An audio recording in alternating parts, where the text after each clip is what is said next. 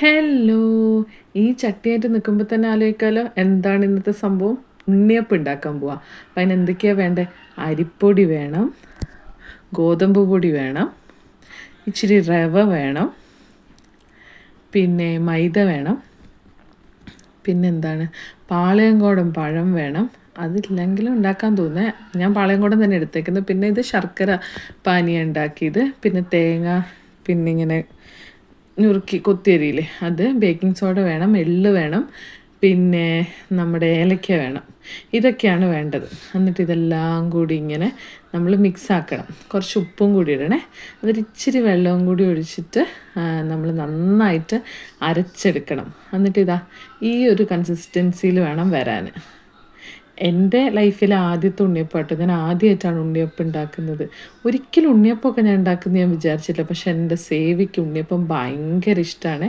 എപ്പോഴും വാങ്ങി കൊടുക്കുമ്പോൾ അത് ശരിയല്ലല്ലോ. അപ്പം അങ്ങനെ ഞാൻ ഉണ്ണിയപ്പം അങ്ങ് ഉണ്ടാക്കിയേക്കാം. ഇതെനിക്ക് നെറ്റ് പറഞ്ഞു തന്ന് എൻ്റെ അനിയത്തി അവൾ പറഞ്ഞു തന്ന റെസിപ്പി കേട്ടോ. ഇൻസ്റ്റൻറ്റ് ഉണ്ണിയപ്പം. അപ്പോൾ അതിനകത്തോട്ട് നമ്മൾ അരച്ച് വെച്ച് അതിനകത്തോട്ട് ഞാൻ നെയ്യിൽ തേങ്ങാക്കൊത്ത് വറുത്തിട്ട് അതും പിന്നെ എള്ളും ഇട്ടെ. എന്നിട്ട് മിക്സ് ആക്കിയിട്ട് ഞാനൊരു ഹാഫ് ആൻ അവർ വെച്ചു. അപ്പോൾ ഇത് ഞാൻ നന്നായിട്ട് മിക്സാക്കി. ഈ ഒരു കൺസിസ്റ്റൻസി ആട്ടോ വേണ്ടത്. ഭയങ്കര എളുപ്പം ഉണ്ടാക്കാൻ. എൻ്റെയൊക്കെ വിചാരം ഉണ്ണിയപ്പം എന്നൊക്കെ പറഞ്ഞാൽ ഭയങ്കര പാടാണ് ഉണ്ടാക്കാൻ. പക്ഷേ ഇത് ഇൻസ്റ്റൻറ്റ് ഉണ്ണിയപ്പം ആയതുകൊണ്ടായിരിക്കും. പിന്നെ നമ്മുടെ മക്കൾക്ക് എന്തെങ്കിലും ഇഷ്ടമാകുമ്പോൾ നമ്മളത് ഉണ്ടാക്കണം നമുക്ക് തോന്നുമല്ലോ. കടയിൽ നിന്ന് വാങ്ങി കൊടുക്കുന്നതൊന്നും ശരിയല്ലല്ലോ എപ്പോഴും. അവന് കഴിക്കുകയും ചെയ്യും. അവനിഷ്ടമാണ് ഉണ്ണിയപ്പം. അപ്പം ഞാൻ നെയ്യിലാണ് ഞാൻ ഉണ്ടാക്കിയത്. നെയ്യ് ഒഴിച്ച് എനിക്കെല്ലാം ഭയങ്കര എക്സൈറ്റ്മെൻ്റ് ആയിരുന്നു. അമ്മേ ഞാൻ ഉണ്ണിയപ്പം ഉണ്ടാക്കുന്നതെന്ന് എനിക്ക് തന്നെ അങ്ങ് വിശ്വസിക്കാൻ പറ്റത്തില്ല. ഇത് വലിയ കാര്യമായിരിക്കില്ല, പക്ഷെ എനിക്ക് ഭയങ്കര വലിയ കാര്യമായിരുന്നു. എനിക്കിങ്ങനെ നെയ്യെല്ലാം കുഴിയിലും കിടക്കുന്നത് കാണുമ്പോൾ തന്നെ കൊള്ളാലോ, ആ ഒരു മൂഡായിരുന്നു എനിക്ക്. അപ്പോൾ എല്ലാം ഒഴിച്ചു. എന്നിട്ട് ഇങ്ങനെ പപ്പടം കുത്തിയും കൊണ്ട് അങ്ങനെ തിരിച്ചും മറിച്ചൊക്കെ ഇട്ട് എന്നിട്ട് ഓരോന്നായിട്ട് ഞാൻ പാത്രത്തിലേക്ക് മാറ്റി. എനിക്ക് ഭയങ്കര സന്തോഷമായിരുന്നു കേട്ടോ ഇതുണ്ടാക്കുമ്പോൾ. എനിക്ക് ഭയങ്കര അയ്യോ ഞാനിത് ഉണ്ടാക്കിയല്ലോ എന്ന് എനിക്ക് ഭയങ്കര ഒരു പ്രൗഡ് പോലെയായിരുന്നു. എന്താണാവോ എനിക്ക് അങ്ങനെയായിരുന്നു. അങ്ങനെ കുറേ ഉണ്ണിയപ്പമൊക്കെ ഉണ്ടാക്കി. എന്നിട്ട് പിന്നെ കുറച്ച് ആ ആംഗിളിൽ ഈ ആംഗിളിലൊക്കെ എൻ്റെ കുറേ കഴിവ് തെളിയിക്കേണ്ട വീഡിയോസൊക്കെ ഞാൻ എടുത്ത് കൊള്ളാമല്ലേ, നിങ്ങൾക്ക് ഇഷ്ടപ്പെട്ടില്ലേ? അങ്ങനെ ഇങ്ങനെയൊക്കെ എടുത്തു. ഇതൊക്കെ കണ്ടിട്ട് നിങ്ങൾ ലൈക്കും പിന്നെ എന്താണ് കമൻറ്റും ഒക്കെ ഇടണം കേട്ടോ. ഞാൻ പാവം കഷ്ടപ്പെട്ട് എന്തൊക്കെയാണ് ഈ രണ്ട് പിള്ളേരെയും വെച്ച് ഇവിടെ ഉണ്ടാക്കുന്നത്. എന്നിട്ട് നിങ്ങളൊക്കെ എന്താ ലൈക്കും കമൻറ്റൊന്നും ഇടാത്തത് ഇടണേ. എന്നിട്ട് കണ്ടോ ഇതാണ് എനിക്ക് ഇതിൻ്റെ ഏറ്റവും ഇഷ്ടപ്പെട്ട പാട്ട്. സേവീൻ്റെ അടുത്ത് ഉണ്ണിയപ്പമായിട്ട് പോയി അവൻ കഴിക്കുന്നുണ്ടോ.